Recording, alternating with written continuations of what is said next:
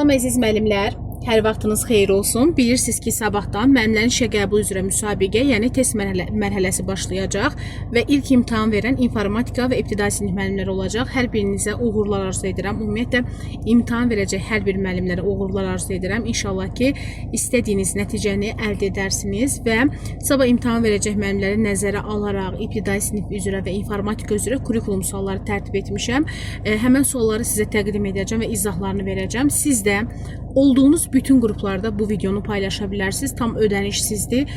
Məhz 4-5 sualınız həm inteqrasiyadan, həm də ki, idraki sahədən olacaq. Bu videoya baxaraq ən azından 4-5 sualınızı düzgün yaza bilərsiniz.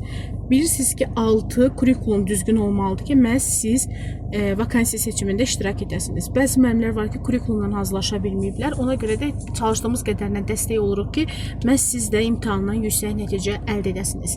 Və bugün axşam saat 10 tamamda, yəni 22:00-da möhtəşəm canlı olacaq. İmtahana gedəcək bütün müəllimlər qoşula bilərlər. Hər kəslə paylaşa bilərsiniz, yoldaşlarınızla məlumat verə bilərsiniz. Sırf yekun proqrama uyğun şəkildə bir canlı olacaq. Mütləq qoşulun ki, siz də imtahandan yüksək nəticə əldə edəsiniz. Başlayıram əziz müəllimlər izahlara.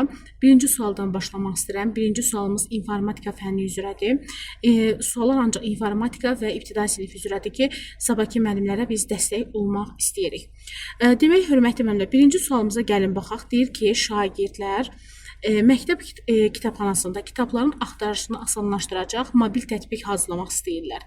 İlk olaraq kitabxanaçı və şagirdlərlə müsahibə apararaq onların ehtiyaclarını öyrənirlər. Bu dizayn düşüncənin hansı mərhələsidir? Əgər dizayn düşüncəni öyrənməmsinizsə, mən sizə qısa şəkildə izahat verəcəm ki, siz imtahanda tam şəkildə suallarınızı yaza biləsiniz. Dizayn düşüncədə deyir ki, şagird birinci empatiya qurmalıdır, yəni məlumatla bağlı tanış olmalıdır, insanlardan araşdırma etməlidir, insanları dinləməlidir, müşahidə etməlidir və s. Yəni, əgər bir məsələni öyrənmək istəyirsə, birinci empatiya qurmalıdır. İkinci, artıq həmən şagird nə etməlidir? Problemi müəyyənləşdirməlidir. Məsəl üçün, empatiya qurdu, insanlarla danışdı, problemə baxdı, problemi müəyyənləşdirdisə, artıq problemi müəyyənləşdirməlidir. Üçüncü mərhələ ideya yaratmaqdır. İdeya yaratmaq nə deməkdir? Yəni, fikirlər söyləmək, yol söyləmək, beyin həmləsindən istifadə etmək, insanlara belə deyək də, insanların edə biləcəyi faktları söyləmək və s. Yəni, öz fikirlərini söyləmək kimi yadda saxlaya bilərik. Dördüncü mərhələ isə proto mərhələsidir. Proto mərhələsi nədir? Proto mərhələsi daha çox əldə etdiyi məlumatlarla bağlı bir eskizin hazırlanması, modelin hazırlanması, nəyisə hazırlanıb mükəmməl şəkildə yox, sadəcə nümunəvi olaraq verilməsi, nümunə olaraq təqdim edilməsidir. Amma test etmə mərhələsi artıq nəyisə hazırlayıb sınaqdan keçirir, artıq bunu mükəmməlləşdirmə yolunda davam edir. Bu artıq olur bizim dizayn düşüncəmiz. İndi isə biz burada sadəcə müsahibə aparırıqsa, müsahibə ehtiyaclarını öyrəniriksə, bu olacaq nə? Əlbəttə ki, empatiya qurma. Yəni, biz hələ vəziyyətlə empatiya qururuq, vəziyyətin nə olduğunu öyrənirik, ona görə də cavabımız olacaq D bəndi. Sonra gəlirik, əgər yeni mövzuları öyrənməmisinizsə, yəni mütləq şəkildə nəzər yetirməliydiniz, çünki yeni mövzulardan suallar düşə bilər. Yeni informatika fənni üzrə sualımız var müəllimlər, gəlin baxaq görək. Deyir ki, informatika müəllimi şagirdlərə elektron cədvəldə satış məlumatlarını təqdim edir. Azalma səbəblərini, daha doğrusu təqdim edir. Şagirdlər məlumatları çeşidləyir, qruplaşdırır, satış göstəricilərini müqayisə edir, artım və azalma səbəblərini müəyyənləşdirərək ümumi nəticə çıxardırlar. Bu fəaliyyət Bloom taksonomiyasının hansı mərhələsinə uyğun olacaq? Ən azı 2-3 sualınız, bəlkə də artıq sualınız taksonomiyadan olacaq və müəllimlərin çoxu taksonomiyada çətinlik çəkir. Baxın, müəllim şagirdlərə elektron cədvəldə satış məlumatları təqdim edir, düzdürmü? Burada satış məlumatlarını çeşidləyir şagird, qruplaşdırır, satış göstəricilərini müqayisə edir, artım və azalma səbəblərini müəyyənləşdirib ümumi nəticəyə gəlir. Baxın, sadəcə qruplaşdırsaydı, çeşidləşdirsəydi anlamaq olardı. Artıq şagird burada azalma səbəblərini, çoxalma səbəblərini, yəni artım səbəblərini müəyyənləşdirib ümumi nəticəyə gəlirsə, bu təhlil etmədir. Yəni, bunu analiz edir və analiz edərək bunu önə çıxardır. Ona görə də cavabımız olacaq nə? Təhlil etmə mərhələsi. Təhlil etmə mərhələsi odur ki, analiz edir, araşdırmanı daha dərin aparır, daha dəqiq şəkildə aparır və s. Cavab oldu təhlil etmə mərhələsi. Üçüncü sual inteqrasiya sualıdır. İnformatika müəllimi təhlükəsiz internet mövzusunu keçərkən şagirdlər hüquqi normaları araşdırır, sosial davranış qaydalarını müzakirə edir, təqdimat hazırlayır və məktəb üçün maarifləndirici kampaniya təşkil edir. Və bizə sual verir ki, burada hansı inteqrasiya var?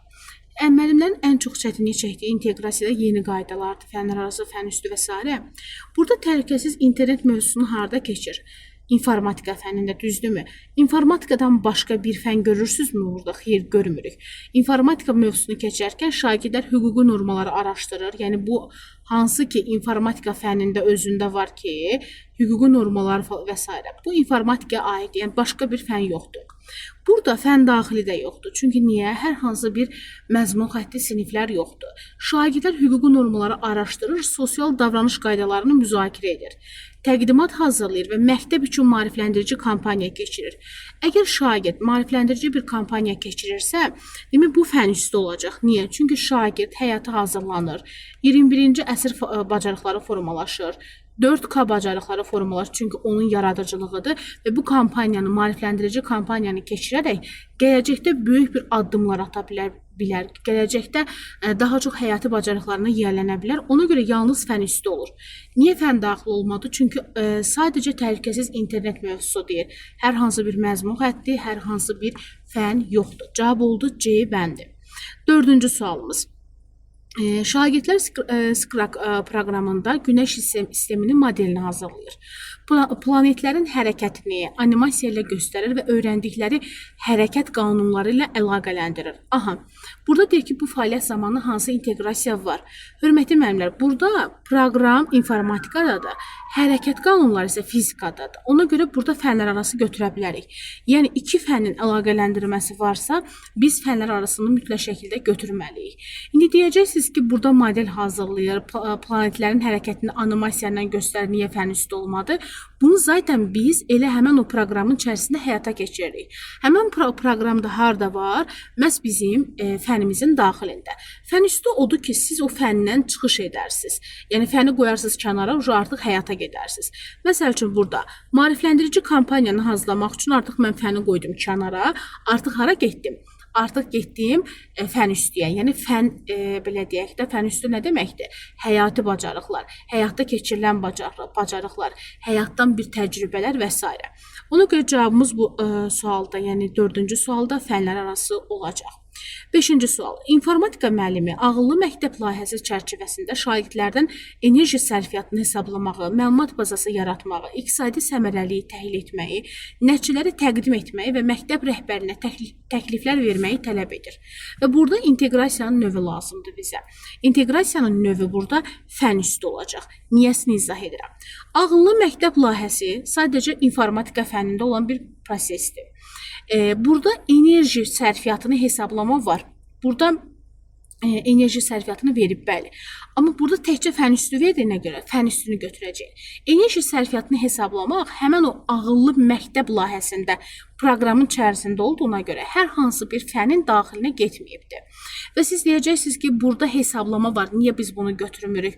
Fən daxili və yaxud da fənlər arası riyaziyyat var. Ağıllı məktəb layihəsi çərçivəsində elə informatikanın öz sxematik bir proqramında enerji sərfiyyatını hesablama da var. Excel necə hesablayır hər bir məlumatları? Hər bir məlumatlara hesablama var. Yəni ona görə biz enerji sərfiyyatını hesablamağı elə məhz orada həmin o ağıllı məktəb layihəsində proqramın içərisində olduğuna görə də biz o fənlər arasını götürmürük. Çünki bu proqramın içərisində daxil olan bir məlumatdır. İqtisadi səmərəliyi təhlil etməyi, nəticələri təqdim etməyi və məktəb rəhbərinə təklif verməyi tələb edir. Məktəb rəhbərinə təklif etmək, öz fikirlərini irəli sürmək, biri var, mən hansısa bir Osmanlı dövlətindən bağlı fikirlə irəli sürəm. Bu əlbəttə ki, fən üstü olmayacaq. Biri də var, mən öz ideyamla bağlı, öz fikirlərimlə bağlı fikir irəli sürüm. Artıq bu olacaq nə? Fən üstü. Ona görə burada fən üstü götürürük. Sırf fən üstü mütləq şəkildə olmalıdır. Fən üstü olan fən daxilidir götürmürük. Fən üstü başqa cavab yoxdur. Əgər fənlər arası versə sırf fən üstünün yanında, bəli, götürə bilərik. Amma burada yenə də deyirəm, proqramın özündə olduğuna görə fənlər arasını götürmürük. Sonra 6-cı sual. Müəllim təmiz məktəb layihəsi çərçivəsində şagirdlərdən məktəbdə tullantıların azaldılması üçün təklif hazırlamağı və onları sinifdə müzakirə etməyi və ən uyğun həll yolu seçməyi istəyir. Bu fəaliyyət daha çox hansı kompetensiyasına xidmət edəcək? Artıq bu bizim təmiz məktəb layihəsi, məsəl üçün ibtidai sinifdə belə bir layihələr verilir ki, təmiz məktəb layihəsi çərçivəsində məktəb tullantılarının azaldılması üçün təkliflər hazırlayın.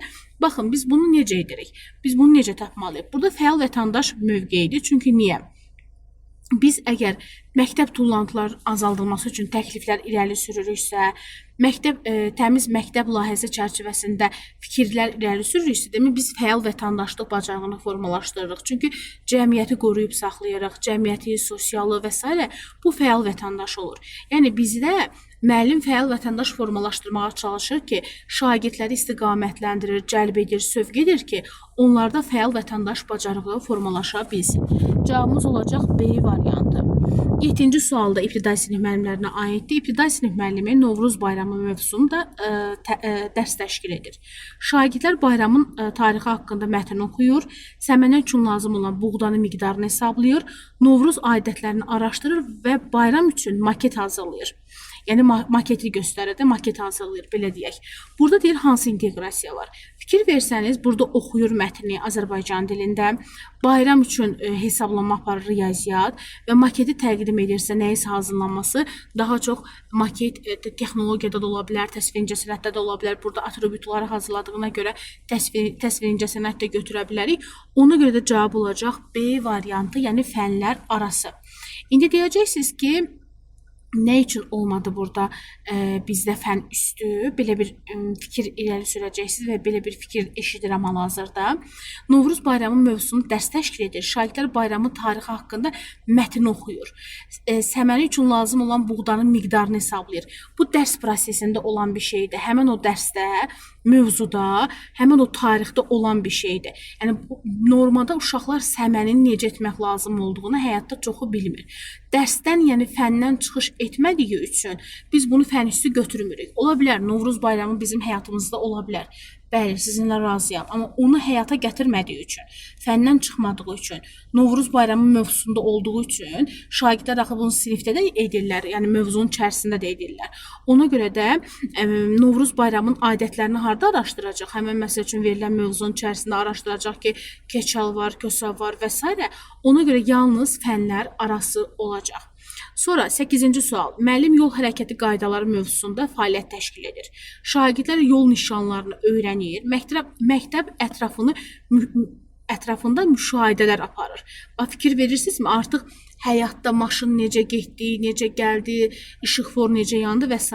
Təhlükəsiz marşrut planı hazırlayır və sinif yoldaşlarına təqdim edirlər. Baxın, görürsünüz, şagirdə həyati bacarıqlar formalaşdırdım. Bayaqki Novruz bayramını çölə aparmamışdıq. Amma buradakı məktəb ətrafında müşahidə aparması artıq gedən gələn maşınları müşahidə edir.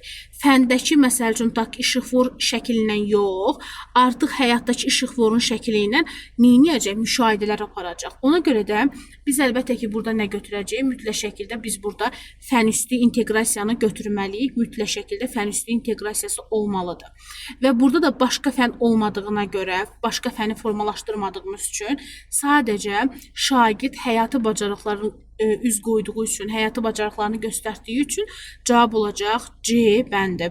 Çoxunuz fən üstü ilə bağlı sualları istəyirdiniz deyə mən elə sırf o hissədən sualları hazırlamışam sizə. 9-cu sual. Müəllim şagirdlərə eyni məsələni 3 müxtəlif həll yolu ilə təqdim edir. Şagirdlər hər biri həll yolu müqayisə edir, istifadə olunan strategiyaların üstün və zəif cəhətlərini müəyyənləşdirərək ən səmərəli üsulu əsaslandırır. Baxın, nə isə seçmək, nə isə daxilindən seçmək, nə isə üzə çıxartmaq təhlil etməkdir. Əsaslandırma feili iki yerdə var. Həm təhlildə, həm dəyərləndirməkdə.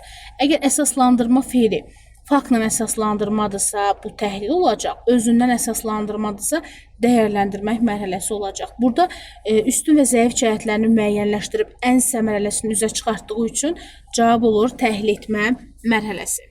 Şagirdlər məktəb bufetində bir həftə ərzində satılan məhsulların sayını cədvəldə təqdim edir. Diaqram qurur, nəticələri müqayisə edir və satışın artmasına təsir edən amilləri müəyyənləşdirir. Nə edir? Analiz edir. Nə edir? Bax, görürsünüzmü? Burada müqayisə edilə qədər olsaydı anlamaq olardı, amma satışın artmasına təsir edən amilləri müəyyənləşdirmək üçün tapşırığı yerinə yetirib analiz aparmalıdır. Yəni təhlil etmə mərhələsinə gəlib çıxmalıdır. Çünki analiz etmək, üzə çıxartmaq, onu dərindən araşdırmaq olur təhlil etmə mərhələsi. 10 sualdan neçəsi düz çıxıb mütləq şəkildə rəy bölməsində yazın. Bizim üçün də maraqlıdır. Hər birinizə uğurlar arzu edirəm. İnşallah ki, nəticəniz o qədər gözəl olar ki, gəlib məhz rəy bölməsində yazarsınız ki, müəllimə biz yüksək nəticə əldə etdik və sizin videolar bizə dəstək oldu. Çünki illərdir biz müəllimlərə hər zaman dəstək olmuşuq və müsahibə mərhələsində də inşallah ki, dəstək olacağım və sabahdan artıq müsahibə qruplarımıza qeydiyyat başlayacaq ki, kimlər imtahan veriblərsə artıq onlar qruplara daxil olacaqlar və onlar üçün müəyyən məlumatlar paylaşılacaq ödənişsiz ki, müəllimləri maarifləndirə bilək, müəllimlərə məlumat verə bilək. Çünki bəzən olur ki, çox az vaxt verirlər müsahibə mərhələsinə və müəllim əgər bilmirsə ki, mən girəcəm, girməyəcəm, biz o müəllimlərə dəstək oluruq, qrup əlavə edirik, müəyyən məlumatlar veririk ki, kim vakansiyasına güvənirsə ki, məsəl üçün da ki, balı çatacaq, ilk çıxan vakansiyalara gələcək, onlar müsahibə mərhələsinin dərslərinə başlayırlar, amma balına güvənməyənlər isə onları xüsusi qrup əlavə edirik və orada da müəyyən dəstək göstəririk ki, birdən vakansiyada inşallah ki, uğur qazansalar, məhz onlar da müəyyən proqramı bilsin. Siz də müsahibə qruplarına qoşulmaq üçün mütləq şəkildə bizimlə əlaqə saxlaya bilərsiniz. İnşallah ki, Allah sizə də qismət eləsin müsahibə mərhələsinə hazırlaşmağı. Tək arzum bütün müəllimlər əziyyətlərinin bəhrəsini görsün. Çünki çətinlik çəkmisiniz. Hətta bu il daha çətin oldu, biraz vaxt uzandı. Ümid edirəm ki, sizin üçün hər şey yaxşı olar və ən gözəli sizə qismət olsun. Kurikulumdan artıq proqram dəyişir. Hətta sertifikasiya imtahanında belə artıq kurikulumun sayını çoxaldacaqlarını bildiriblər. Nazirlik tərəfindən müəllimlər üçün görüş təyin olunanda orada bildiriblər ki, sertifikasiyadan artıq suallar çox olacaq. Ona görə biz də maksimum dərəcədə həm qiymətlərdə indirim edirik, həm müəllimlərə dəstək məqsədindən canlılar açırıq, həm də ki, müəllimlərə əlimizdən gəldiyi qədər suallar paylaşırıq ki, onlar da nəticə əldə etsinlər və növbəti il üçün kurikulum qrupumuza sırf 50 manat, daha doğrusu 50% indirim etmişik. Məsəl üçün 20 manata qrup açmışıq. Sırf həm sertifikasiya müəllimlərini, həm MİQ müəllimlərini nəzərə alaraq mənim öz qrupum 30 manat olacaq. Yəni çox münasib qiymətə qrup açırıq ki, qoy elə bütün müəllimlər hazırlaşıb 50+-ü keçə bilsinlər. İnşallah ki, hər birinizə uğurlar arzu edirəm və müsahibə mərhələsində də endirim edəcəyin inşallah. Tək ki, siz imtahandan rahat keçin, gözəl keçin və sonradan gəlib bu rəy bölməsində, videonun rəy bölməsində bizə yazarsınız ki, müəllimə mən keçdim və uğur qazandım. İnşallah Allah sizə qismət eləsin. Videonun sonunda öz fikirlərinizi yazmağı, yoldaşlarınıza göndərməyi, bəyənməyi, kanala abunə olmağı unutmayın. Artıq bizim kanalımız 50.000 olur. Çox sağ olun bunun üçün. Maksimum dəstək olaq ki, 50.000-ə gəlib çata bilək bu yay. Özünüzə yaxşı baxın. Yenə də görüşərik. Axşam saat 22:00-da möhtəşəm canlımız olacaq. Özünüzə yaxşı baxın. Sağ olun.